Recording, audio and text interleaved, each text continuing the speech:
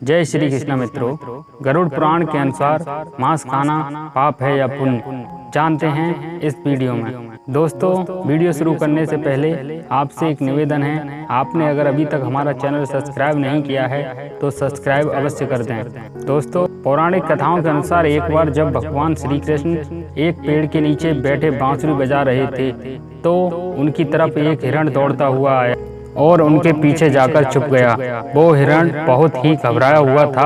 भगवान श्री कृष्ण ने उस हिरण के सिर पर हाथ फेरते हुए कहा, क्या हुआ, तुम क्यों छुप रहे हो? उतने में ही उस हिरण का पीछा करते हुए एक शिकारी वहां पर आ पहुंचा और बोला, यह मेरा शिकार है, इसे मुझे दे दो, इस पर मेरा अधिकार है। तब भगवान श्री कृष्ण बोले, हर जीवित जीव पर उसका खुद का अधिकार होता है, ना कि किसी और का। तब वह शिकारी क्रोध से मैं बोला, यह मेरा शिकार है, इसे मैं पकाकर खाऊंगा। तब भगवान श्री कृष्ण बोले, किसी भी जीव को मारकर खाना पाप की श्रेणी में आता है। क्या तुम पाप के भागी बनना चाहते हो? मांसाहार पाप है या पुण्य, क्या तुम धर्म को नहीं जानते हो? तब वह शिकारी बोला, मैं तुम्हारे जितना ज्ञानी तो हूँ नहीं कि यह जान सकूं कि मांसाहार पाप है या पुण्य। मैं बस इतना जानता हूँ कि जीव को मारकर खाना इसमें कोई हर्ज नहीं है। मांसाहार से तो मैं इस जीव को जीवन बंधन से मुक्त कर रहा हूँ, फिर क्यों मांसाहार से मना किया जाता है? वैसे भी मैं इसको मारकर नीच योनि से मुक्ति दिलाकर पुण्य का काम कर रहा हूँ, फिर इस पर पाबंदी क्यों? इसे तो प्रोत्साहित करना चाहिए। जहाँ तक मैंने सुना है, जीव हत्या तो शास्त्रों में भी बताया गया है। राजा लोग शिकार किया करते थे। आप ही बताइए, मांसाहार पुण्य है या पाप है? दोस्तों, तब भगवान श्री कृष्ण समझ गए कि इसकी बुद्धि मांस खाने के कारण तामसिक हो गई है और इसने सोचने और समझने की बुद्धि खो दी है। फिर भगवान श्री कृष्ण बोले, तुम्हारे विषय पर पहले मैं तुम्हें कोई राय नहीं दूंगा। मेरी एक छोटी सी कथा सुनने के बाद तुम्हें उत्तर देना है कि मांसाहार पुण्य है या पाप है, और तुम्हें मांस खाना है या नहीं। वह शिकारी सोचने लगा कि इसमें मेरा तो कोई घाटा नहीं है, इस कथा को सुन ही लेता हूँ, मेरा मनोरंजन भी हो जाएगा और बाद में मुझे इस हिरण का मांस भी मिल जाएगा। तो भगवान श्री कृष्ण ने शिकारी से कहा कि सुनो, एक बार मगध में खाद्य संकट खड़ा हो गया तो अन्न का उत्पादन भी कम हो रहा था।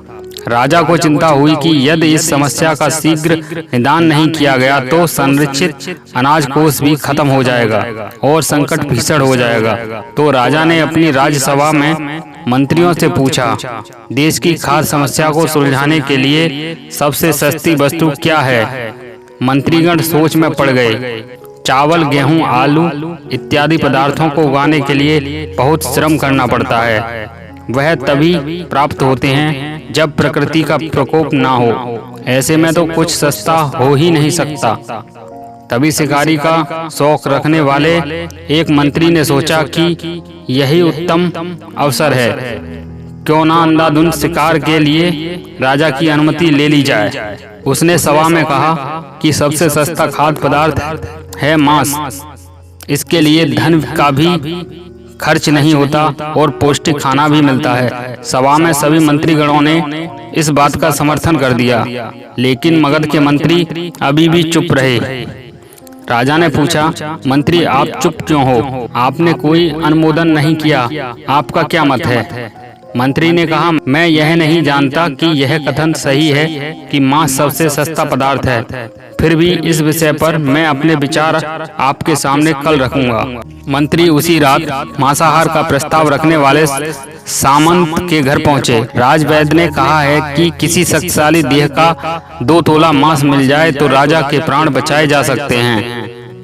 आप महाराज के सबसे विश्वास पात्र हैं, इसलिए आपसे योग्य और कौन होगा? इसके लिए आप जो भी मूल्य लेना चाहें ले सकते हैं। आप कहें तो इस काम के लिए मैं आपको 1 लाख स्वर्ण मुद्राएं भी दे सकता हूँ।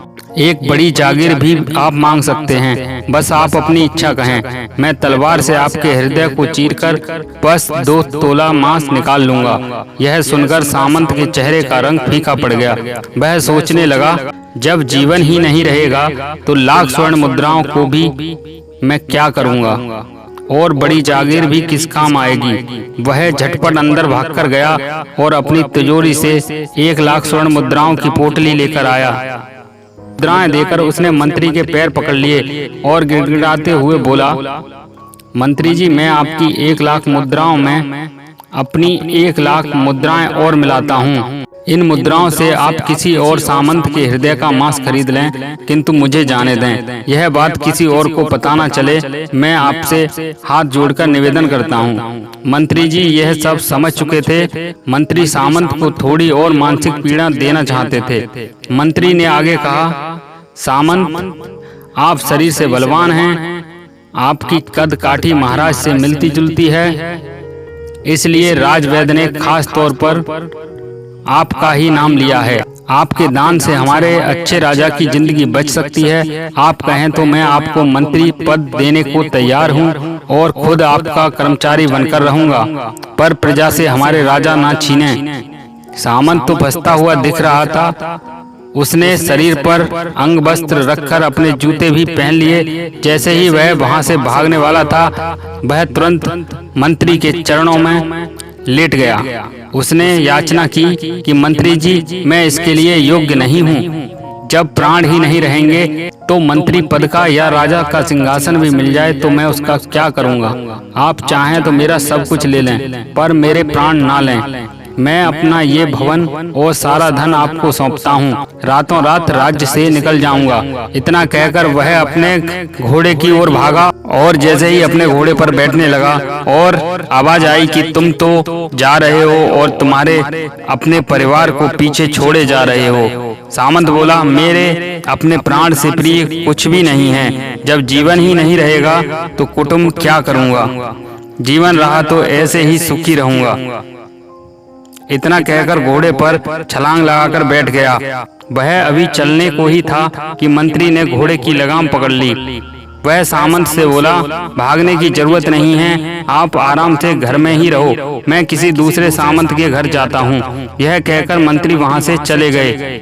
मंत्री के वहां से जाने पर सामंत के अंदर कुछ जान तो आई, परंतु बेचैनी बनी रही। उसकी नींद खराब हो चुकी थी। मुद्राएं लेकर मंत्री बारी बारी से सभी सामंतों के घर पहुंचे और सभी से राजा के लिए हृदय का 2 तोला मांस मांगा, परंतु कोई भी देने के लिए राजी नहीं हुआ।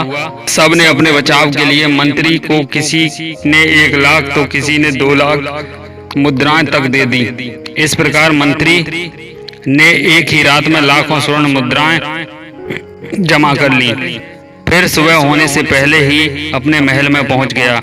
अगले ही दिन राज्यसभा में सभी सामंत समय से पहले ही पहुंच गए। सभी यह जानना चाहते थे कि राजा स्वस्थ हैं कि नहीं, लेकिन कोई भी किसी से भेद नहीं खोला था।